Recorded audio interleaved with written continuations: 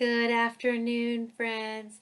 I'm going to go ahead and do a couple extra examples for you from 6.2, which is covering radicals and exponents and the multiplying. So let's go ahead and just write down a couple different ways that our examples can look. Now, we did something like this in class. Okay, where we change this. And so we're multiplying it together. Okay, but we have to have the same root if we want to multiply this. Okay, which means we have to change this 3 and 2 times what? Times what? In order to get the same root. So this one here, we got to multiply by 2. Okay, and this one here, we got to multiply by 3. All right, so multiply by 3 is actually multiply by 3 on the top and the bottom. Okay, and this is multiply by 2 on the top and the bottom. Then I go ahead and 2/6 times 3/6. So this is the 6th root of x squared times the 6th root of x cubed. And the answer is x to the 5th 6th root. Or I suppose I could write it like this.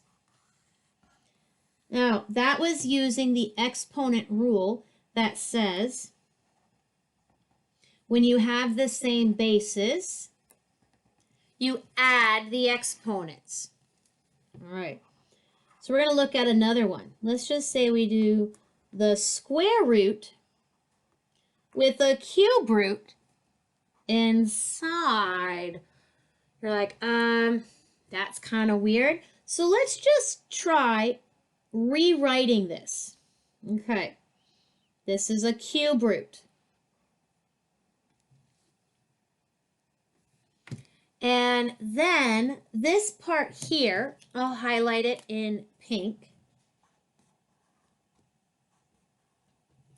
is a square root.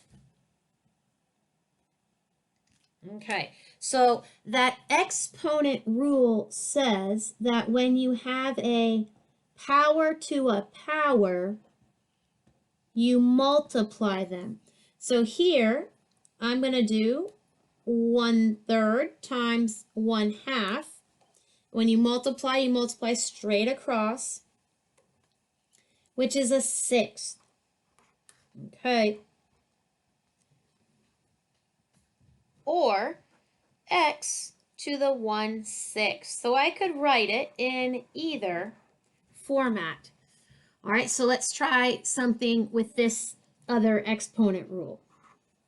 Okay, let's do the 4th root of the square root of x cubed.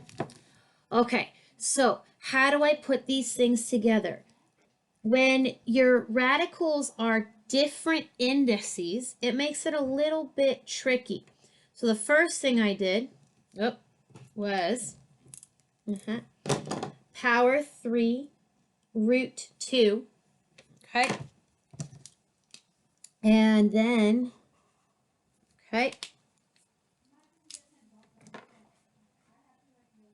1/4. And the rule says multiply the powers together, which is 3/8. Okay, x to the 3/8 x cubed with an 1/8 root.